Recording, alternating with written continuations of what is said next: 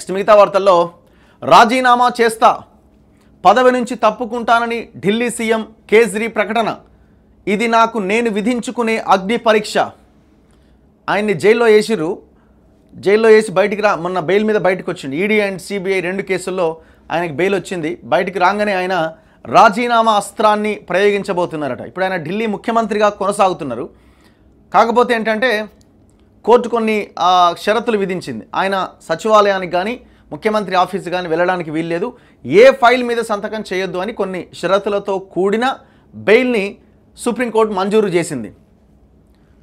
పార్టీని చీల్చేందుకు బీజేపీ కుట్రలు చేస్తున్నది, దేవుడు అండగా ఉండి రక్షించాడు, రాజ్యాంగాన్ని కాపాడాలని ఇంతకాలం రాజీనామా చేయలేదు, నిర్దోషిగా నిరూపించుకునే వరకు ముఖ్యమంత్రి కుర్చీలో కూర్చోను, నవంబర్లోనే ఎన్నికలు నిర్వహించాలి, సీఎం పదవిని ప్రజా కోర్టు నిర్ణయిస్తుంది, కార్యకర్తల భేటీలో కేజ్రీవాల్ వ్యాఖ్యలు, కొత్త సీఎంగా అతీషీకి అవకాశాలు, హర్యానా పైన దృష్టి సారించబోతున్న కేజ్రీ, ఆయన రాజీనామా ఒక గిమ్మిక్ కాంగ్రెస్ పార్టీ, అది పబ్లిసిటీ కోసం నాటకం బీజేపీ, ఢిల్లీ అసెంబ్లీ ఎన్నికలను ఫిబ్రవరిలో కాదు నవంబర్లోనే నిర్వహించాలని ఎన్నికల సంఘాన్ని డిమాండ్ చేస్తున్నా, మహారాష్ట్రతో పాటు ఢిల్లీ ఎన్నికలు కూడా జరగాలి, ఇంటింటికి వెళ్ళి ఓట్లు అడుగుతా, నేను నిర్దోషిని అని నమ్మితేనే ఓట్లు వేయాలని ప్రజలను కోరుతా, Delhi CM Kejriwal.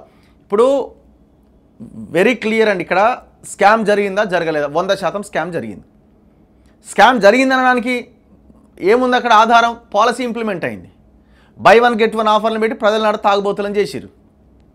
Policy implement అయిన తర్వాత ఢిల్లీ లెఫ్టినెంట్ గవర్నర్ ఆయన ఇనిషియేట్ తీసుకొని దాన్ని సిబిఐకి ఇది చేసి అదంతా అయిపోయే పాలసీని క్లోజ్ చేసిరు. అంటే కేజ్రీవాల్ తీసుకొచ్చిన లిక్కర్ పాలసీని మళ్ళీ క్లోజ్ చేసేసిండు. ఇక్కడ వెరీ క్లియర్గా స్కామ్ జరిగిందన్నది వాస్తవం. సరే, ఇప్పుడు వాళ్ళు రాజకీయాల కోసం ఇంకో దానికోసం వాళ్ళు మాట్లాడుతుండొచ్చు. పాలిటిక్స్లో ఇవన్నీ కామన్గా జరుగుతూ ఉంటాయి. కేజ్రీవాల్ ఎడ్యుకేషన్ హెల్త్ విషయంలో ఒక మోడల్ని తెలంగాణ మొత్తం దేశం అంతా చూపించిండు. ఆ విషయంలో ఆయన అప్రిషియేట్ చేయాల్సిందే. దాన్ని ముందు పెట్టి అక్కడ పంజాబ్ ఎలక్షన్స్లో కూడా ఆయన గెలవడం జరిగింది ఆమ్ ఆద్మీ పార్టీ. ఇవన్నీ బాగానే ఉన్నాయి, కానీ ఆయన మీద ఉన్న అతిపెద్ద మచ్చ ఈ సారా దందా. ఈ కేసీఆర్, కవిత వీళ్ళంతా పోయి ఆయనకి బాగా నేర్పించారు, ఇట్లా చేస్తే బాగుంటుంది, మీరు కూడా రాబోయే రోజుల్లో దేశం అంతా ఎలక్షన్ చేయాలంటే పైసలు కావాలంటే ఇట్లా ఏదో ఒకటి చేయాలి అని ఈ లిక్కర్ పాలసీని ముందు పెట్టారు. మనడు మరి ఏమైందో తెలియదు, దానికి అట్రాక్ట్ అయ్యిండు, వాళ్ళ మాటలకి పోయి ఆ బొందల పడ్డాడు. ఇప్పుడు కేజ్రీవాల్ మాట్లాడిన దాంట్లో స్కామ్ ఏం జరగలేదు, ప్రజలు నిర్ణయిస్తారు. ప్రజలు సరే ఇంత పెద్ద స్కామ్ జరిగింది, దీన్ని ఎంతవరకు తీసుకుంటారు, ఆయన చేసిన మిగతా పరిపాలన ఎంతవరకు తీసుకుంటారు, వీటిని బేస్ చేసుకొని రాబోయే రోజుల్లో ఆయనకు అధికారం ఇస్తారా ఇవ్వరనేది ప్రజలు డిసైడ్ చేస్తారు. స్కామ్ జరిగింది వాస్తవం. అదే సమయంలో ఆయన ఎంతో కొంత ఈ ఎడ్యుకేషన్ విషయంలో, హెల్త్ విషయంలో కొన్ని పాలసీస్ని అద్భుతమైన నిర్ణయాలు తీసుకొని కొంత రాష్ట్రాన్ని డెవలప్ చేసింది కూడా అంతే వాస్తవం. సో ఈ రెండింటి మధ్య ప్రజలు ఏ నిర్ణయం తీసుకుంటారన్నది చూడాలి. మొత్తానికైతే ఆయన రాజీనామా చేయడానికే డిసైడ్ అయినట్టు కనిపిస్తున్నది.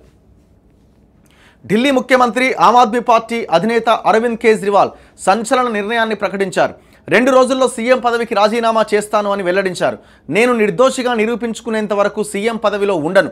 వచ్చే ఎన్నికల్లో ప్రజలు ఆమ్ ఆద్మీ పార్టీని గెలిపించి అధికారం కట్టబెట్టే వరకు సీఎం పీఠాన్ని అధిరోహించను.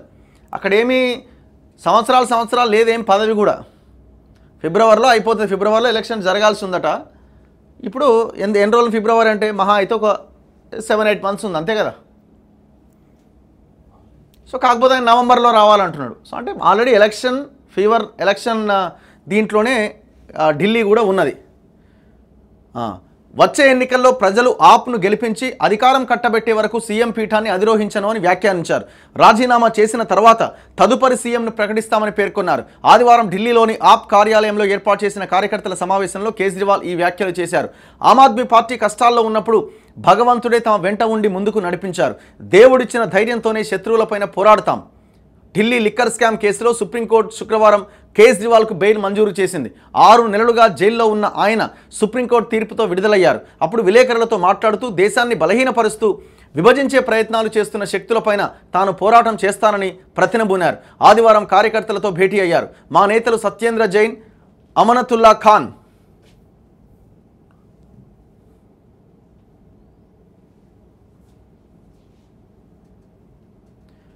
ఇంకా జైల్లోనే ఉన్నారు, వారు త్వరలో బయటకు వస్తారు అనే ఆశాభావం వ్యక్తం చేశారు. తన రాజీనామా తర్వాత కొత్త సీఎం ఎంపికకు పార్టీ నిర్ణయం తీసుకుంటుంది. బీజేపీపై ఆయన తీవ్ర వ్యాఖ్యలు చేశారు. ఆప్ను ముక్కలు చేసేందుకే బీజేపీ నన్ను జైలుకు పంపింది. ఆమ్ ఆద్మీ పార్టీలో చీలికలు తెచ్చి ఢిల్లీలో గద్దెనెక్కాలని కుట్రలు పన్నింది. కానీ పార్టీని విచ్ఛిన్నం చేయలేకపోయింది. బీజేపీ కుట్రలను ముందే గుర్తించి రాజ్యాంగాన్ని రక్షించాలనే ఉద్దేశంతోనే తాను ఇంతకాలం రాజీనామా చేయలే. జైలు నుంచి ప్రభుత్వాన్ని ఎందుకు నడపకూడదు అని సుప్రీంకోర్టు ప్రశ్నించింది. అలా సర్కారును నడపొచ్చని వెల్లడించింది. ఫిబ్రవరిలో జరగాల్సిన ఢిల్లీ అసెంబ్లీ ఎన్నికలను నవంబర్లో నిర్వహించాలని ఎన్నికల సంఘాన్ని డిమాండ్ చేస్తున్నా, మహారాష్ట్రతో పాటు ఢిల్లీ ఎన్నికలు జరగాలని ఆకాంక్షిస్తున్నా, ఇంటింటికి వెళ్ళి ఓట్లు అడుగుతా, నేను నిర్దోషిని నమ్మితేనే ఓట్లు వేయాలని ప్రజలను కోరుతా.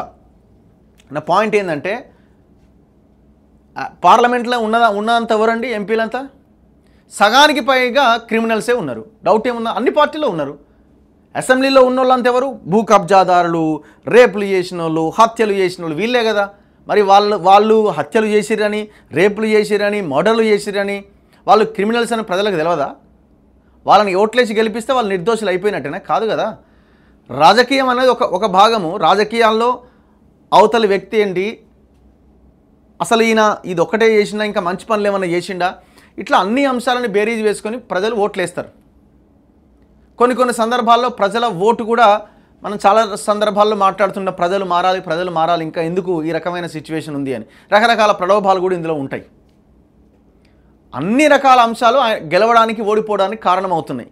ఇప్పుడు మీరు ఒకవేళ పుసుకున గెలిచిరనుకుందాం, ఇక మీరు నిర్దోషి అయిపోతారా? ఎట్లయితారు? కాదు కదా.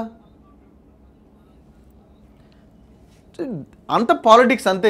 ఇప్పుడు మనం ఆయన్ని తప్పుపట్టాల్సిన ఏం లేదు. మొత్తం రాజకీయం నడుస్తున్నది.